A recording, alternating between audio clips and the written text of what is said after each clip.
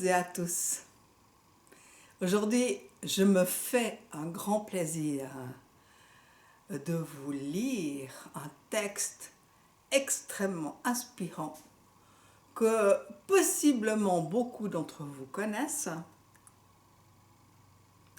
qui est de Saint-Exupéry. Pourquoi je vous lis ça? Je viens de le relire il n'y a pas très longtemps. C'est un livre que je relis régulièrement, tous les quelques 10 ans. Et là, je l'ai relu aussi toutes les quelques années dernièrement parce que ça me parle particulièrement. Et j'ai envie de vous partager le moment où il parle de l'apprivoisement. Ce qui manque de nos jours dans les relations hommes-femmes. Dès qu'on rencontre un potentiel ou une potentielle amoureuse, on fait tac et on se colle et on ne se lâche plus. Et il y a donc toute une phase d'apprivoisement qui ne se fait plus parce que nous sommes dans ce temps de tout de suite, tout le temps. On ne supporte aucune frustration, aucune attente, etc. Et donc, ces amours nouvelles vont toutes foirer. Toutes foirées. Pour la simple et bonne raison qu'elles sont devenues fusionnelles, et que les amours fusionnels, ça marche pas, ça finit toujours dans le rejet. Et pourtant, nous avons là une leçon de comment faire pour ne pas entrer dans les relations fusionnelles. C'est d'apprivoiser l'autre. Alors je vais me taire parce que tout est dans le texte. Je vous le lis et je vous propose, à la limite, d'en faire une méditation. Parce que c'est tellement beau, c'est tellement tout, c'est tellement poétique, c'est tellement candide, c'est sublime en fait. Et il y a là de quoi faire une méditation. Voilà. Alors je vous lis Saint-Exupéry dans Le Petit Prince. C'est alors qu'apparut le renard. « Bonjour, dit le renard. »« Bonjour, répondit poliment le petit prince, qui se retourna, mais qui ne vit rien. « Je suis là, dit la voix sous le pommier. « Et qui es-tu » dit le petit prince. « Tu es bien joli. »«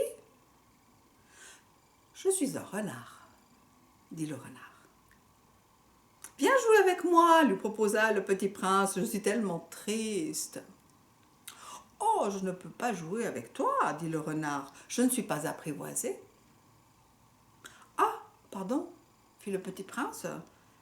Après réflexion, il ajouta, mais que signifie apprivoiser ? Tu n'es pas d'ici, dit le renard, que cherches-tu ? Je cherche les hommes, dit le petit prince. Qu'est-ce que cela signifie, apprivoiser ? Les hommes, dit le renard, ils ont des fusils et ils chassent. Et c'est bien gênant. Ils élèvent aussi des poules. Ça, c'est leur seul intérêt. Tu cherches aussi des poules ? Ah non, dit le petit prince, je cherche des amis. Qu'est-ce que signifie apprivoiser ? Oh, c'est une chose trop oubliée. Cela signifie créer des liens. Créer des liens ? Bien sûr, dit le renard. Tu n'es encore pour moi qu'un petit garçon, tout semblable à 100 000 petits garçons. Et je n'ai pas besoin de toi. Et tu n'as pas besoin de moi non plus. Je ne suis pour toi qu'un renard semblable à 100 000 renards. Mais si tu m'apprivoises, nous aurons besoin l'un de l'autre. Tu seras pour moi unique au monde. Je serai pour toi unique au monde. Je commence à comprendre, dit le petit prince. Il y a une fleur. Je crois qu'elle m'a apprivoisé. Ah, c'est possible, dit le renard. On voit sur la terre toutes sortes de choses. Oh, mais ce n'est pas sur la terre, dit le petit prince. Le renard parut très intrigué. Sur une autre planète? Oui. Il y a des chasseurs là-bas? Ah non. Ah, c'est très intéressant. Et des poules? Non. Oh, rien n'est parfait alors. Soupira le renard. Mais le renard revint à son idée. Ma vie est monotone. Je chasse les poules les hommes me chassent, toutes les poules se ressemblent, tous les hommes se ressemblent. Je m'ennuie donc un peu. Mais si tu m'apprivoises, ma vie sera comme ensoleillée.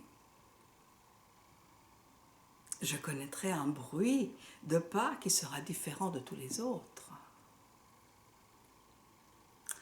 Les autres pas me font rentrer sous terre.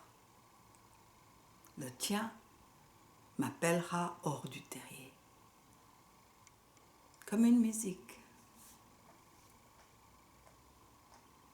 Et puis regarde. Tu vois là-bas les champs de blé?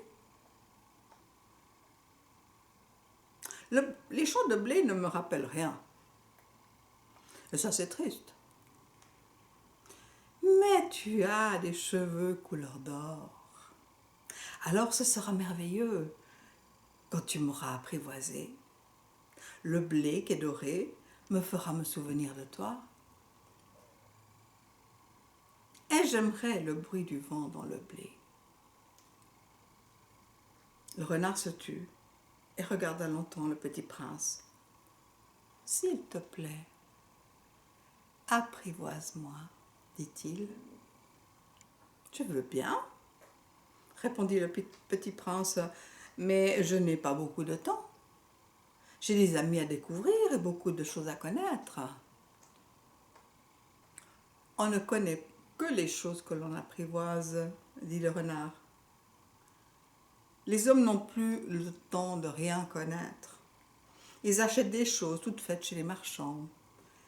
Mais comme il n'existe point de marchands d'amis, les hommes n'ont plus d'amis. Si tu veux un ami, apprivoise-moi. Que faut-il faire, dit le petit prince? Il faut être très patient. Tu t'assoiras d'abord un peu loin de moi, comme ça, dans l'herbe. Je te regarderai du coin de l'œil et tu ne diras rien. Le langage est source de malentendus. Mais chaque jour, tu pourras t'asseoir un peu plus près. Le lendemain revint le petit prince. Il eût mieux valu revenir à la même heure, dit le renard. Si tu viens par exemple à 4 heures de l'après-midi, dès 3 heures, je commencerai à être heureux. Plus l'heure avancera, plus je me sentirai heureux. À 4 heures déjà, je m'agiterai, je m'inquiéterai et je découvrirai le prix du bonheur. Mais si tu viens n'importe quand, je ne saurai jamais à quelle heure m'habiller le cœur. Il faut des rites. Qu'est-ce qu'un rite, dit le petit prince. C'est aussi quelque chose de trop oublié, dit le renard. C'est ce qui fait qu'un jour est différent des autres. Une heure des autres heures. Il y a un rite, par exemple, chez les chasseurs. Ils dansent le jeudi avec les filles au village. Alors le jeudi est un jour merveilleux. Je vais me promener jusqu'à la vigne. Si les chasseurs dansaient n'importe quand, les jours se ressembleraient tous et je n'aurais point de vacances. Ainsi le petit prince apprivoisa le renard. Et quand l'heure du départ fut proche, Oh, dit le renard, je pleurerai. C'est ta faute, dit le petit prince. Je ne te souhaitais point de mal, mais tu as voulu que je t'apprivoise. Bien sûr, dit le renard.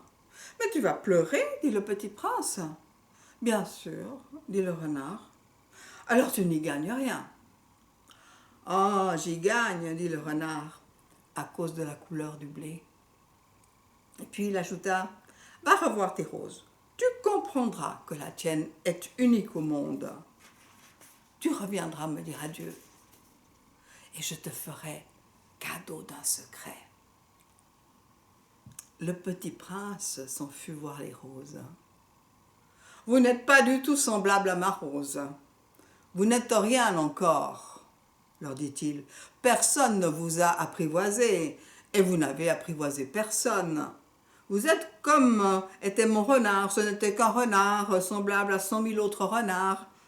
Mais j'en ai fait mon ami. Et maintenant, il est unique au monde. Et les roses étaient bien gênées. Vous êtes belle, mais vous êtes vide, leur dit-il encore. On ne peut pas mourir pour vous. Bien sûr, ma rose à moi. Un passant ordinaire croirait qu'elle vous ressemble. Mais à elle seule, elle est plus importante que vous toutes, puisque c'est celle que j'ai apprivoisée. Et c'est celle que j'ai arrosée. Puisque c'est elle que j'ai mise sous un globe, puisque c'est elle que j'ai abritée par un paravent, puisque c'est elle dont j'ai tué les chenilles, sauf 2 ou 3 pour les papillons, puisque c'est elle que j'ai écouté se plaindre ou se vanter, ou même quelquefois se taire, puisque c'est ma rose. Elle revint vers le renard. « Adieu, dit-il. Adieu, dit le renard, voici mon secret. Il est très simple. On ne voit bien qu'avec le cœur. L'essentiel est invisible pour les yeux.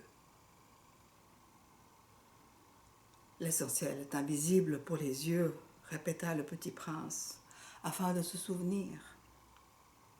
C'est le temps que tu as perdu pour ta rose qui fait que ta rose est si importante. C'est le temps que j'ai perdu pour ma rose, fit le petit prince, afin de s'en souvenir. Les hommes ont oublié cette vérité, dit le renard, mais tu ne dois pas l'oublier. Tu deviens responsable pour toujours de ce que tu as apprivoisé. Tu es responsable de